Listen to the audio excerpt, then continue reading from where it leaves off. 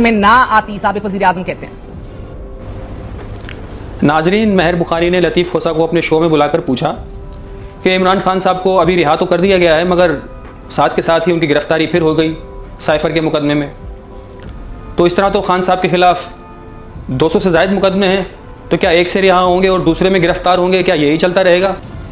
देखिए, ये खाली चीफ जस्टिस साहब के रिमार्क्स नहीं थे, जस्टिस मंदोखेल साहब के भी रिमार्क्स ऐसे ही थे कि कौन सी जल्दी पड़ी थी कि आपने उनको दिफा का मौका भी नहीं दिया, आपने उनको बहस करने का मौका भी नहीं दिया और एक ही दिन में आपने उनको सजा करके और जेल में उनको चलता किया।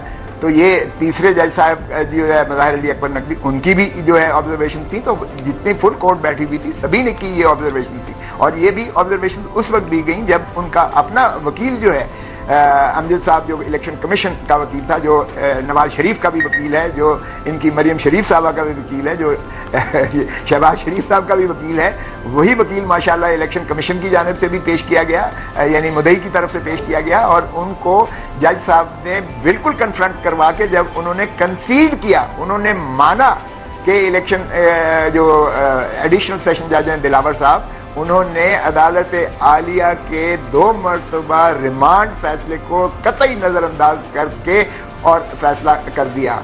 तो उसके बाद मुझे बताइएगा कि कोई गुंजाइश रह जाती है कि ऐसे ऑब्जर्वेशंस ना आए जब मुद्दई का अपना वकील, जो नवाज शरीफ शहबाज शरीफ का वकील है, वही उन्होंने इलेक्शन कमीशन को भी दिया हुआ है वकील।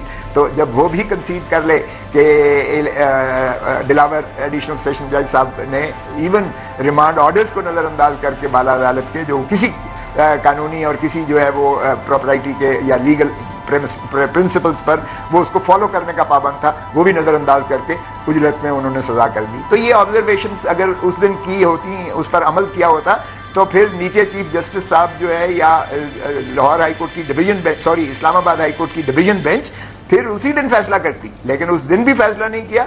फिर मुद्दई को पूरा दिन सुना गया, फिर 3 दिन की तारीख दी गई मेरे तमाम तर एहतजाज के बावजूद, फिर अगले दिन भी फैसला नहीं किया और रिजर्व करके आज उन्होंने फैसला किया, जो मेरी नजर में पहले दिन कर देना चाहिए था। क्योंकि जब पहले दिन 20 दिन अंदर रखने के बाद किया है, पहले दिन ही जब अपील एडमिट हुई थी, तो मेरी नजर में उसी दिन सजा को मुअत्तल कर देना चाहिए था। इसलिए मोहतरम साबका वजीर आजम शहबाज शरीफ साहब को अगर मैं कुछ और कहूंगा तो फिर यही मिसदाक होगी, आप ही अपनी अदाओं पे जरा गौर करें, हम अगर अर्ज करेंगे तो शिकायत होगी। मगर देर आए दुरुस्त आए, मगर खोसा साहब तहरीक इंसाफ ने chief justice Islamabad high court पर भी एतराज सिर्फ नहीं उठाया, एक बाकायदा कैंपेन लॉन्च की उनके खिलाफ, जिसके हवाले से अब वजारत दाखिला ने भी नोटिफाई कर दिया और एक मुकम्मल तहकीकात हो रही है ज्वाइंट इन्वेस्टिगेशन टीम की तरफ से। लेकिन आज उन्होंने ही आप सबको रिलीफ दे दिया। अभी जदून साहब कह रहे थे कि शायद पीटीआई को माफी मांगनी चाहिए, आपके काउंसिल को माफी मांगनी चाहिए, तहरीक इंसाफ की पॉलिसी गलत थी या दुरुस्त कि जज पर प्रेशर इतना बढ़ा के रखो कि फैसला हक में आ जाए?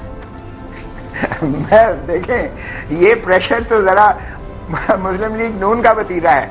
आप जरा मरियम बीबी की तकारीर तो सुनिएगा, जरा एक एक करके इनके अता तारड़ साहब की, एक एक करके प्राइम मिनिस्टर शहबाज शरीफ की, इनके एक एक जो है स्पोक्स पर्सन की जरा तकारीर तो सुनिए, जो इन्होंने हर्जा गोई चीफ जस्टिस ऑफ पाकिस्तान और अदलिया के खिलाफ पिछले 16 माह से जो है वो जारी और सारी रखी हुई है। जिस तरह से इन्होंने अदालत के अहकामात की तज़हीक की है और जिस तरह से इन्होंने जो है 90 दिन के इलेक्शन 14 मई के उसको हवा में बखेर के फेंका है, जिस तरह से इन्होंने आइन की उन बाज़े शिकों की आपके वाजिब है, आप पर लाजिम है कि 90 दिन के अंदर इलेक्शन करवाएं, वो इन्होंने हवा बखेर दी। जिस तरह से केयर टेकर्स को इन्होंने 90 दिन से ज्यादा तवालत देकर और अब जो फरमा रहे हैं कि 7 माह कम से कम लगेंगे, ये तो आइन और कानून और अदलिया को मानते ही नहीं है।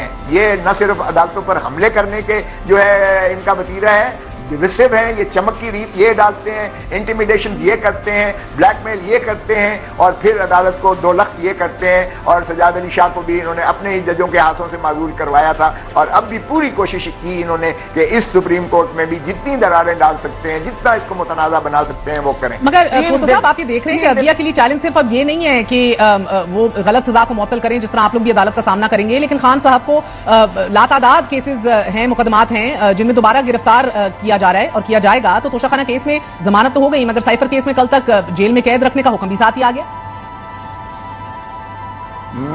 मुझे ये जो साइफर का केस है, मुझे शर्म आती है बतौर पाकिस्तानी के, अल्लाह की कसम मुझे शर्म आ रही है बतौर पाकिस्तानी कि एक डोनाल्ड लू, एक डिप्टी सेक्रेटरी, एक छोटे लेवल का जो है एक अमेरिकन जो है ऑफिशियल, वो हमारे एम्बेसडर मजीद को कहता है कि अगर आपने इमरान को उतार दिया वजारत उज़्मा से तो अमेरिका आपको माफ कर देगा, अमेरिका आपको माफ कर देगा। गुलाम है हम, गुलाम है ना, लेकिन तुर्रा उस पर यह है महर कि बजाय इसके कि हम अपनी गैरत और हमियत को मलहूज रखते हुए हम डोनाल्ड लू के खिलाफ कोई कार्रवाई का अमेरिका से जो तो एक और केस है ना, हमने अपने वजीर आजम और अपने जो है वजीर खारजा और उन लोगों को अंदर कर दिया है। क्या इज्जत अफजाई हमने की है। गुलाम हैं हम, गुलामों के गुलाम हैं। यही भुट्टो के साथ हुआ था जब हेनरी किसिंगर ने कहा कि एटम बॉम्ब बनाना बंद कर दो वरना हम तुम्हें इबरत का निशान बनाएंगे, और इबरत का निशान बना के दिखाया हमारे ही जरिए, हमारे ही जियाउल हक ने, हमारे ही उस वक्त मौलवी मुश्ताक ने, हमारी ही अदलिया को इस्तेमाल करते हुए।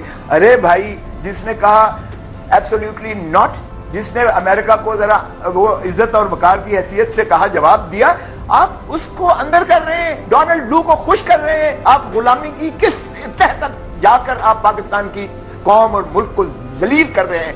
यह है साइफर आपका। इसमें गिरफ्तारी शर्म आनी चाहिए। हम कोई गुलाम हैं कि तुम कहो हम कर लें। नाजरीन, आपको ये जुमला तो याद होगा। ये जुमला किसने कहा था? जी हाँ, ये इमरान खान ने कहा था। तो लतीफ़ खोसा ने महर बुखारी का जवाब देते हुए कहा कि जो साइफर का केस बनाया गया है और उसके ज़रिए इमरान खान साहब को वज़ीर आज़म की कुर्सी से हटाया गया, उनसे इक़्तिदार को छीना गया, ये सिर्फ़ और सिर्फ एक ग़ुलामी की निशानी है। अमरीकी बाशिंदा डोनाल्ड लू को निकाला जाना चाहिए था, क्योंकि बदतमीज़ी अमेरिका ने की थी ख़त में। उसने साइफर में वाज़ेह तौर पर लिखा था कि अगर तुमने इमरान खान को इक़्तिदार से नहीं हटाया तो हम तुम्हें माफ़ नहीं करेंगे। और जब ये बात लतीफ़ खोसा ने महर बुखारी के सामने दोबारा दोहराई तो महर बुखारी ने ये तो नहीं कहा कि नहीं नहीं लतीफ़ साहब आप गलत कह रहे हैं, साइफर में ऐसा कुछ नहीं है। उन्होंने नहीं कहा, वो खामोश थी। यानी साइफर में ऐसा ही लिखा हुआ है। अब पाकिस्तानियों, आप अंदाज़ा लगा लो, खान का जुमला बिल्कुल ठीक है, हम कोई ग़ुलाम हैं जो आप कहो और हम कर लें। ये साइफर का केस सिर्फ पाकिस्तान की खुद मुख्तारी, सालमियत, इज़्ज़त व वक़ार को सबूताज करने के अलावा और कुछ नहीं। इस भोंडे आले से पाकिस्तान के वक़ार को ज़िबा किया गया है। पाकिस्तान की दस्तार को लात मारी गई है। पाकिस्तान एक एटमी ताकत है। भुट्टो ने हमें घास खाने पे मजबूर किया, हम खा भी रहे हैं। एटम बम बनाया, अब वो एटम बम बनाकर फिर हम उसी ग़ुलामी की ज़िंदगी जी रहे हैं, तो उसका क्या फ़ायदा?